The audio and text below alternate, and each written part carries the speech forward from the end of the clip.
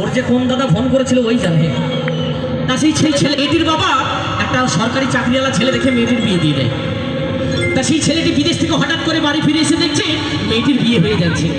তা ছেলেটি বলছে যে প্রিয়া,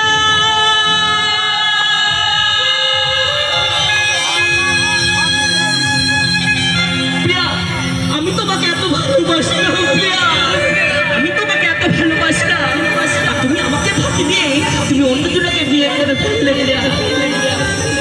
আমি তোমাকে নাই বা পেলাম কাছে, কিন্তু আমি তো তোমাকে একদিন ভালোবেসেছি। তুমি চলে যাও প্রিয়া, তোমার ভালোবাসা আমার কাছে রয়ে গেল, আর আমার ভালোবাসা তোমার কাছে রয়ে গেল। আজকে আমি সরকারি চাকরিটা করতে পারিনি বলে তোমার বাবা আমাকে মানুষ মনে করলো না, তাই না? করলো না, তাই ভালোবাসা কোনোদিন মরে না, ভালোবাসা বেঁচেই থাকে। তা সেই ছেলেটি ওই যেদিন মেয়েটার বিয়ে হয়ে যাচ্ছে সেই দিন সারাদিন ওই কলাতলায় বসে মদ খেয়েছে, সারাদিন কলাতলায় বসে মদ খায় আর প্রিয়া প্রিয়া করে কাঁদে।